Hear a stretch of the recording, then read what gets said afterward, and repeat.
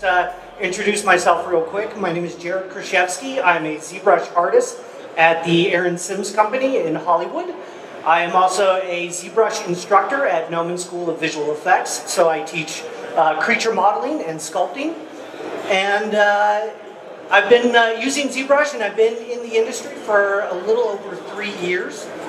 So I've really gotten to know ZBrush really well. So it's the only program I use, and it's one of the best out there. So really excited. So let's go ahead and get started. I'll just start off kind of talking about myself and what I do really quick, and then we'll jump straight into the demonstration. I've gotten to work on some really exciting films that are going to be coming out mostly next year, some of which I am not allowed to talk about at all. But I am allowed to tell you that I worked on Darren Aronofsky's Noah and Teenage Mutant Ninja Turtles. So I'm really excited. Next year's going to be a great year when I get to release all my art. So I use ZBrush for concept design, which means we have a really fast pipeline. 2 days. 1 day to model, 1 day to render and paint, and then it has to be off to the client. So in a very short amount of time, I have to have a concept ready to go that looks photoreal and is impressive to the client. So in using ZBrush and additional rendering programs, I can get really realistic concepts very quickly. I built myself a library of assets that I can pull from regularly to help me assemble these concepts very quickly. So I will use this, match it, with photograph and post work in Photoshop on top of that. But sculpting in 3D is my primary means of getting where I'm going. This is a piece I just released for the DirecTV commercial. It's a troll daddy that walks around with his iPad. So here's an example. This is a prime example of what I do. I modeled this asset and then painted over and gave the design to the company. And then they took my design, and this is the final product. So what companies get by using 3D for design is not only do they get a professional looking design, but they also get an asset that they can use to take to the next level with their method. So we've noticed that 3D for design works really well in a pipeline fashion. And the pipeline's getting faster and faster, which I'm going to demonstrate here in a little bit. This is another piece for the Defiance Hellbug commercial. So this is another example of using 3D to paint over, and the client also gets a model as well. And I also use 3D for fan art as well. I like to do it in my spare time for fun. So this is Crumb from Aw Real Monsters. And of course I also like to do Kang and Kodos from The Simpsons. So using ZBrush is just absolutely superior. So I'm really excited to be here and to be a part of that. So let's go ahead and jump in. And I've got this alien head sculpted, and I use this for my students. My students at my Noman class will sculpt an alien head right away in the beginning. So I've got all my tools ready to go. I can use this as a base for any other sculpt that I want to use. What's fantastic about ZBrush and dynamesh is now that they've included all these, various body parts in here, I can just draw on. Let's delete the lower subdivision levels. Let's take this into dynamesh with 0 blur. I'm going to leave project off as well, and I'm going to take this to about 512 in terms of resolution. There we go. So now this mesh that you see here is all in dynamesh. And dynamesh is it's like sculpting in clay, digital clay. So now that I've got these insert body part pieces ready to go, let me find that real quick, there we go. I can grab pieces like this ear and just straight out draw on an ear for this guy, go into my move brush, scale that up, and start smashing these pieces in here really quick. And now that I've got these pieces in here, I can go ahead and really shape this guy out any way that I want. I can then clear that mask and then re-dynamesh. And as I re-dynamesh, take just a second, now those pieces are now synced into the mesh as well. What's new for the ZBrush 4R6 release is now dynameshing keeps your polygroups as well. So if I want to, I can separate these ears or these eyes. I have them separate for further adjusting later on. So I can come in here and start smoothing this out, and start shaping this out. I can grab my standard brush, scale down my brush size, and kind of dig in and start really sculpting in this character very, very quickly. And it's through this and through assembling a whole series of assets, we can create these characters very, very fast now. Very, very fast. Even though ZBrush has always been incredibly fast, it's really within the last several releases that we've seen just monumental leaps. And it seems like every time I'm like, oh, I wish they would do this, or I wish ZBrush would do that, turns out the next release, they've solved that problem. So it's very fantastic. And so using these tools, as well as a score of other tools, we can sculpt an actual resolution, as opposed to using subdivision levels. So let's say I'm going to grab some antennae off of this guy. I'm going to grab my curve line tool, and I'm just going to draw straight up some antennae. Okay, it's a little big for me, so I'm going to just draw those out right about there. That's perfect. And if I go into my stroke palette and go under the curve modifiers and curve functions, where is it? Curve. I can lock the start, which is the beginning point of this curve right here. And then I can just go ahead and draw this out and shape it however I want. Okay? And also, in the stroke functions, I can also go to my curve modifiers and click on size here. When I click on size, you can now see that at the end, let me undo that real quick. You can now see that it's tapering at the end, but this is at the wrong end, so I want to make sure I fix that. So I'm going to come down to my curve modifiers, and there's this curve fall-off adjustment right here. So I'm going to bring this end all the way down, and I'm going to go ahead and bring this end all the way up. And now when I tap on this, you can now see that my curve is now thicker at the base than it is at the tip. And I can move this around any way that I want. And using my brush size to scale this up, I can also tap on this and scale up the size of my antenna. I'm going to bring that down just a little bit. Just give me a second. It's compacting that memory right now. I'm going to scale that down just a little bit more. There we go. And I'm going to just go ahead and smash that in there. And I'm going to go up to my stroke, curve, and then curve functions, and I'm going to delete that curve. So now this curve is fully editable, just like a piece of clay. So it's just like if you took a piece of clay and rolled it out on your table and just smashed it on top of your sculpture right there. I've actually had many directors and clients sit over my shoulder while I'm sculpting in front of them. And it's great for the client because they get to direct me and I get to sculpt right in front of them. So they get the piece that they want and they get to see it interactively, which for directors is fantastic. They love being able to interact with you and say, oh, a little bit more, a little bit less. So this is just a fantastic tool for this. So I'm going to grab my move brush, start shaping this out just like a piece of clay. There we go. So now he's got these cool little antennae. I'm going to grab my inflate brush at the end, and I'm going to inflate up those little antennae real quick. So now I'm going to clear my mask, and I'm going to re-dynamesh. So as I re-dynamesh, this is all going to become one piece here. So now you can see it's now a dynamesh, and I can actually sculpt this in here. So just like adding any piece of clay to any sculpture, this is what ZBrush can do for you. I can also grab my clay tool, start building up around the edges here, and smooth that down. So you can see, it'll actively conform to this mesh, but I still have my polygroups available to me if I want to separate this out. So it's really just just an amazing feature. Or, you know, maybe I want to grab one of the insert mesh parts. And let's grab our machine parts here.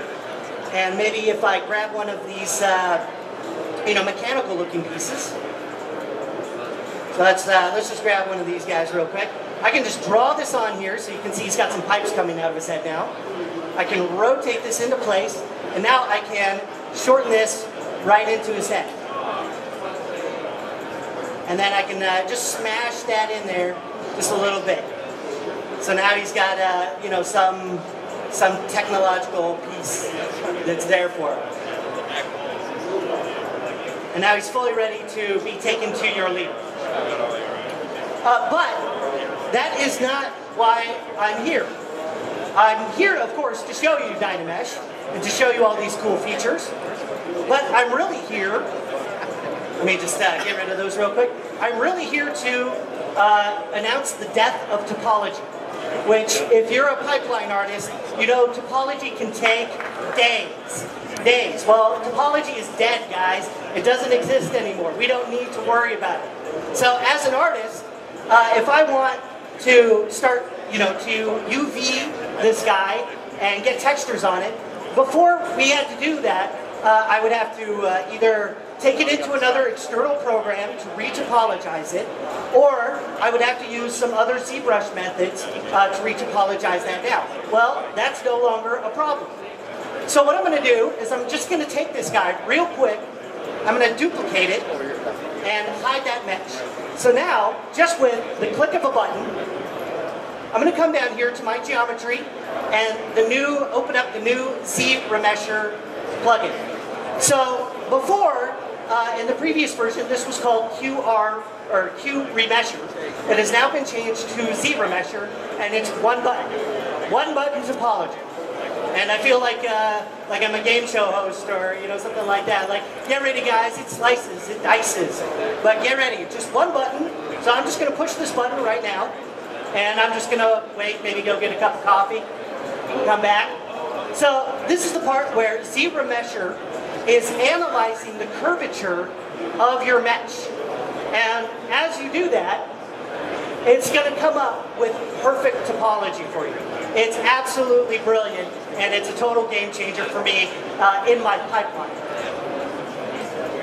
So, just taking a little bit of time to think about it, considering that it used to take days to retopologize something, I think waiting a few minutes is not a big deal at all. So now let's take a look at that. Bam, done. So let's take a look at how clean this mesh is. Look at these loops. Look at how it loops right around the eye. That's perfect. That's ready to go. It even has captured the loops of the ear perfectly. Look at that. That is beautiful. It's even gotten the loops of the sternocleidomastoid here. Those beautiful neck muscles. This is absolutely a game changer. And I'm sure kids now won't even appreciate it. But for those of us who've been around in the industry for a little while, hate dealing with topology like me, this is a game changer. So, now that I've got this, let's say I want to get all my detail back onto this mesh. What I can do is, I can make sure that my other mesh, my dynamesh mesh is right below that. And I can select my mesh, subdivide it up, so now we've got subdivision levels again. I can divide that up and just come down here to hit project all.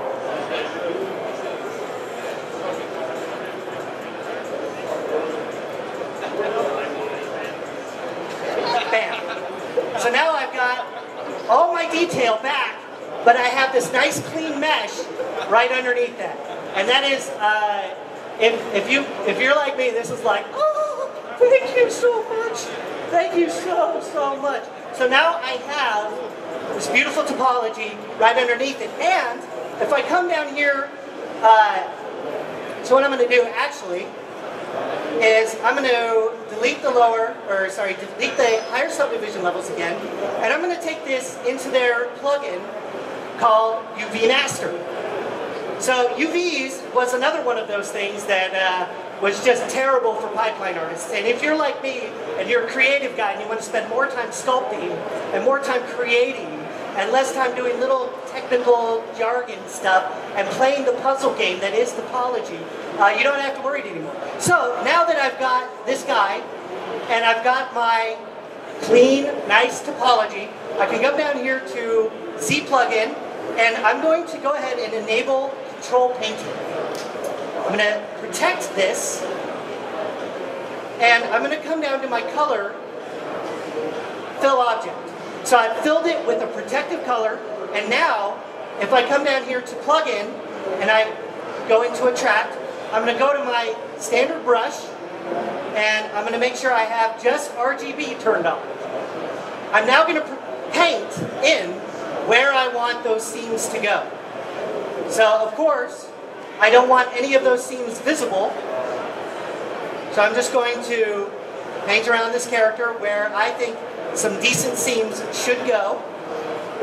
And of course, I'm rushing through this. So normally in this kind of instance, I would really take my time, think about where I want my UV layout to go. But in the meantime, I'm just going to do this nice and dirty. There we go. So I painted in where I think some seams should go. And I'm going to go ahead and do that. And now that I've got my seams painted in, I'm going to go to my Z plugin, and I'm going to go to UV Master and go ahead and hit Unwrap. So that happened in about 82 seconds that it unwrapped that mesh. So now if I look at this, if I go ahead and hit Flatten, you can see it's flattened out this mesh for you. Now, like I said, I did this nice and dirty, so it's not as clean as it should be. But that's fine for our purposes. You know, as an artist, to get this inside of in Photoshop, that I can start coloring and texturizing it in Photoshop, or painting on top of it inside of ZBrush, it's just one step faster than it used to be.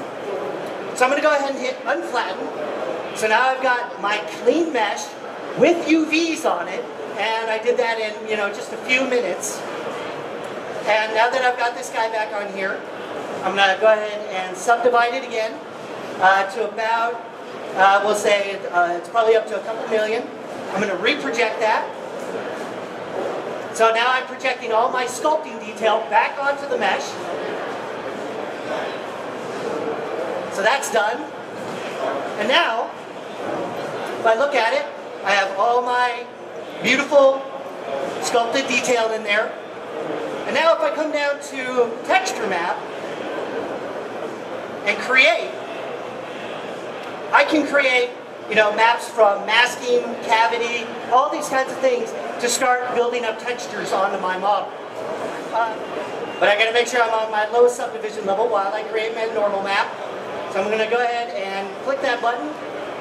And now I've got a normal map that I can take into any external program just to use as a base to texture on top of. So guys, the fact that I did this standing up here in front of you in such a short amount of time is nonetheless brilliant. Because to be able to do this a year ago, even 3 months ago, was nigh impossible. So ZBrush is working hard to make sure that your pipeline is efficient and fast. So an example, let's do this again. I'm going to go ahead and initialize ZBrush. Let's go ahead and grab this pre-made character that I've got going for you. So you can see that this is the start of like a root demon or something like that. So this guy is just in dynamesh. I'm going to make sure I crank this up, crank up the resolution a little bit higher, turn blur off, project off, and I'm just going to re-dynamesh it. Make sure I turn dynamesh on. So now I've got this guy ready to go. I'm going to grab my Damien standard brush. So say I'm sculpting on this side and I've completely forgotten to turn my symmetry on. And I, you know, say I'm sculpting merrily on this one side and I've completely forgotten that I have forgotten to put on my symmetry. I just come down here to mirror and weld, and now I've got that detail on the other side. So now I'm going to make sure, like a good student, that I have both sides on, and I can start sculpting all my detail in here. And let's say that I want to add some really intense features to this guy. So say I get feedback from the client, and they say, well, he's a demon now, but now he's a tree demon.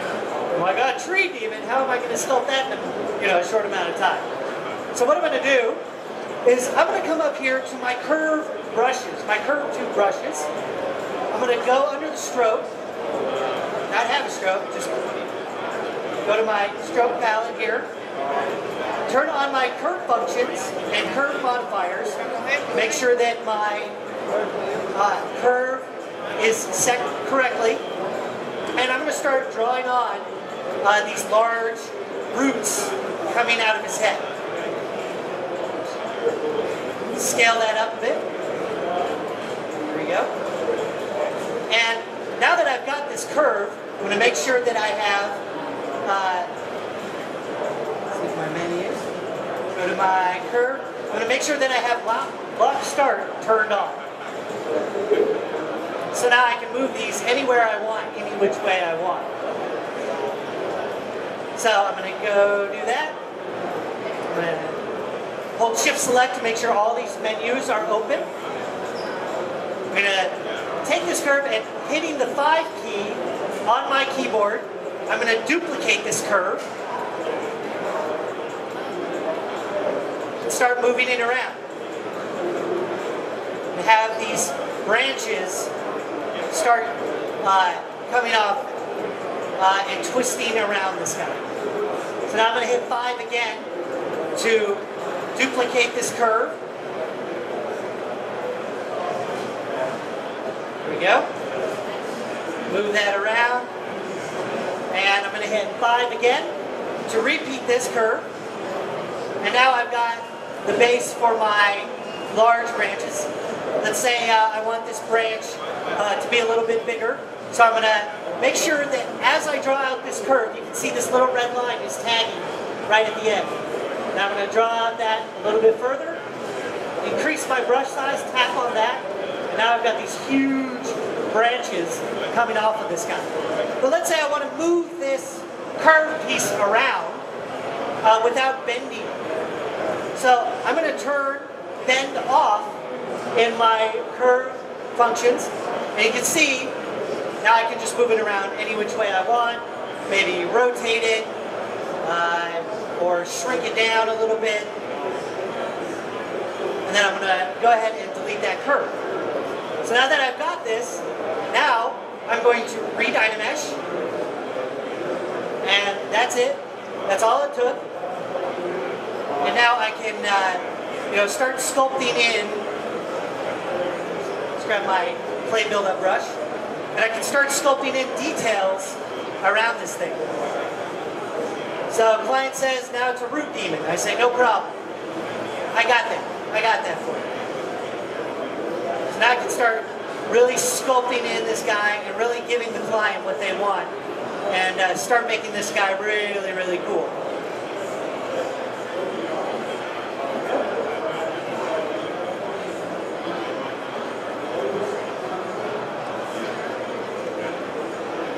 So now I can grab my gaming standard brush and start carving in some of these details really, really quick. And now let's do, so you can see that these branches are kind of now connected, which is actually what I want. So then what I like to do, when I'm shaking things up and I'm, maybe I've got a design going and I'm trying to figure out, well, I like where it's going, but I need to push this a little bit farther.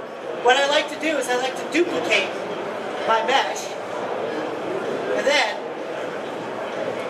let's go out of perspective mode. I'll duplicate that mesh, shrink it down, and use the pieces that I've already created to help push this design just a little bit further. And when you're working in a pipeline like mine, which is very, very fast, you have to be, you can't think of this thing like it's digital anymore. You can't think of it like you're pushing and pulling vertices. I don't think of these things in vertices anymore, or even geometry. It's just digital clay to me at this point. ZBrush has done a fantastic job of taking away the technical elements so you don't have to deal with it. As an artist, I don't want to deal with merging vertices and welding and all this stuff and UVs. That's not fun for me. It's fun to me to sculpt and create stuff like this. So now that I've got this, I can really start pushing and pulling these things around and really start pushing a unique design that the client's going to be really, really happy with. And so now that I've got this, I'm going to take this guy, I'm going to clone this out, and watch this. This is going to be really crazy. So I've got this. I'm going to go to my selection. There's my selection. There we go. I've got my select lasso. I'm going to hit OK. I just want this area with the branches. That's it. That's all I want. I spent all that time sculpting out those branches, and that's what I want to keep. So I'm going to come down to Modify Topology, Delete Hidden, and I'm going to re-dynamesh it to close that hole. So now that I've got this piece, watch this. This is freaking awesome. I'm going to take this piece, I'm going to go to my brushes, and I'm going to create an insert mesh from what I've already sculpted. So now, when I go back to my demon, I can take that piece that I've already sculpted, and now I can just draw it on.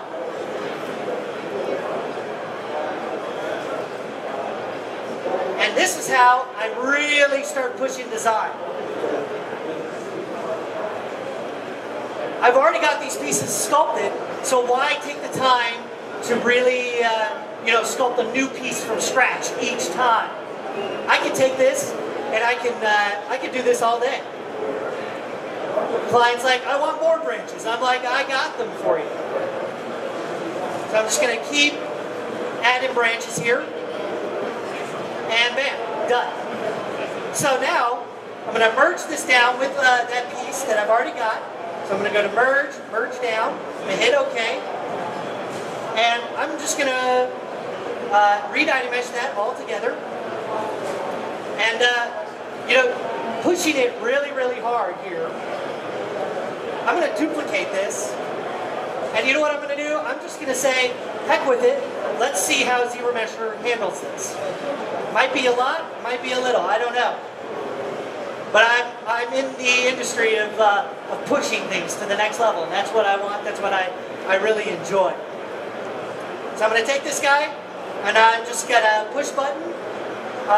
Let's see, I'll set this to maybe about 5,000. 5,000 is pretty good. I'm just going to ZBrush this thing. And then I'm going to, stretch. And look how fast I've created this, whole new design in just a really, really short amount of time. This is why I love ZBrush. This is why it's my primary program for design. And the client, what they get out of this deal is they get a 3D model that they can use, bring into their own pipeline, and the designer, as a designer, I get to see what I've done exactly now on the big screen. We did this method for Teenage Mutant Ninja Turtles, so we sculpted full-out models for them, did the designs from those models, and then handed them off. So just a little bit of cooking now. Bam! Look at that. Can you believe that? It took a mesh this complex, and look at that topology. That is gorgeous. You would never be able to create a character like this even a few months ago. So the technology is advanced to a point where, as a creative person and a creator, designer, I can do whatever my heart desires now. Let's grab my alien head again. And you were asking, someone was asking earlier about how well it would do with the loops around the eyes. So I'm going to duplicate this down, and I'm going to go to my, I'm going to hit, on my hotkey, I'm going to hit B, C, go to my remesher guide, hit OK, and And I'm going to make sure that I have lazy mouse turned on with the lazy radius dialed up. And I'm going to make sure that these loops are following exactly around the eye.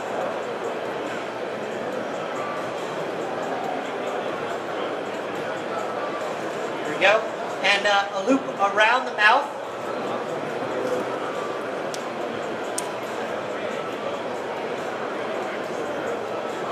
And maybe a loop that's following down the length of the cheekbone, and one that would loop around the ear as well. I know ZBrush is going to handle everything else really, really well, so I don't really need to do much more than that. I'm just going to connect the dots there.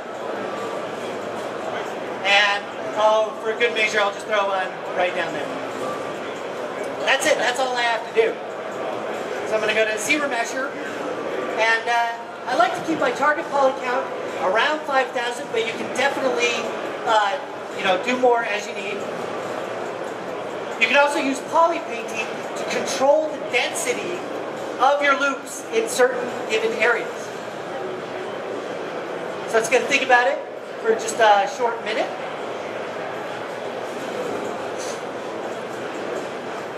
And that's it. Like, I can't believe it. When Pixelogic first showed me this, I could hear jaws dropping on the floor. Look at that. Beautiful. So a little bit of smoothing in some areas. You can see, if I go to Modify Topology, close holes, I can take care of that. No problem. But you can see it kept the loops around the eyes, no problem at all. And it even kept the eye separate for me and filled in that cavity inside of the eye. So with very little work on top of this, you've got a mesh that's ready to go to animation. So say for a character like this, I've sculpted him with the mouth closed. But now I want the mouth open so an animator can get in there and throw some teeth and a tongue in there. So what I would do is I would more or less just take this jaw area, mask this out, mask out the entire length of the jaw.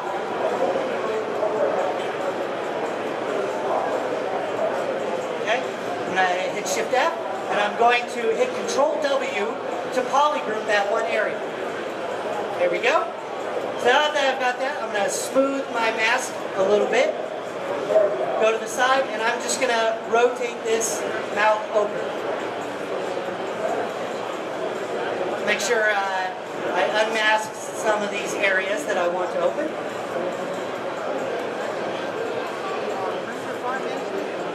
And let's open the mouth up a little bit. Add some length to that. There we go. I don't ever worry about stuff like this because anything that's sculpted can be re-sculpted. So it doesn't take any extra effort for me to do this.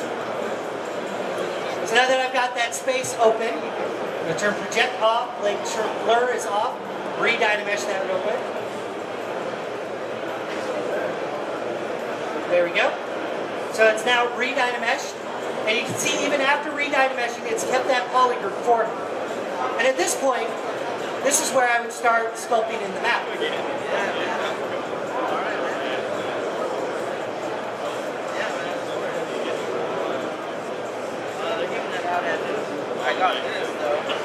So what this means, to start wrapping this up, what this means is that as an artist, technical limitations are done.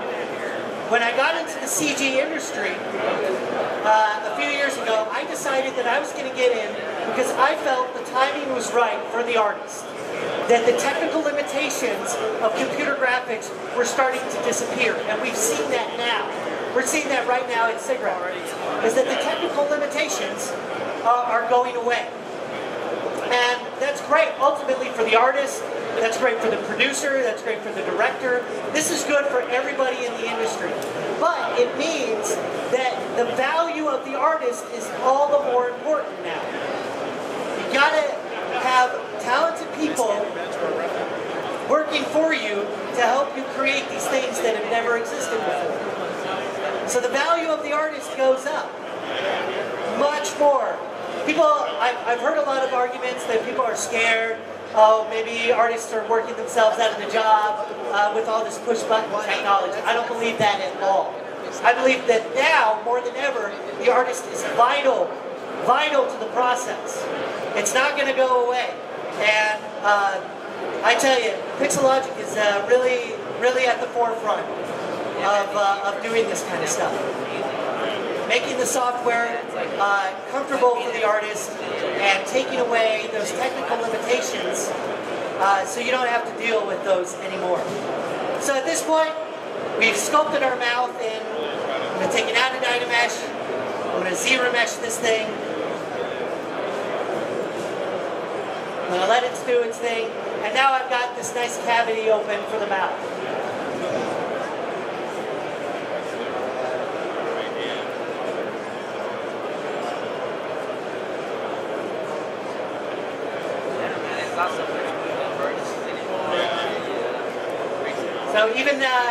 So even in my workflow, my regular workflow, I'll switch from dynamesh, and then I'll ZBrush it, and then I'll subdivide it up, and then I'll be like, oh, I want to add more crazy stuff, and so then I'll dynamesh it again, and then I'll add crazy stuff to it, and then I'll ZBrush it, and then UV it, and then I can hand that off to the next person in the pipeline, and you can see just how well all that has been handled. So, thank you so much for joining me. I'm really, it's just been a pleasure to be here, and I hope that you guys have really gotten a chance to see what the new ZBrush function can really do for you. So, thank you all so much for joining me here, and have a great time at SIGGRAPH, guys. Thanks so much. Ladies and gentlemen, cheers.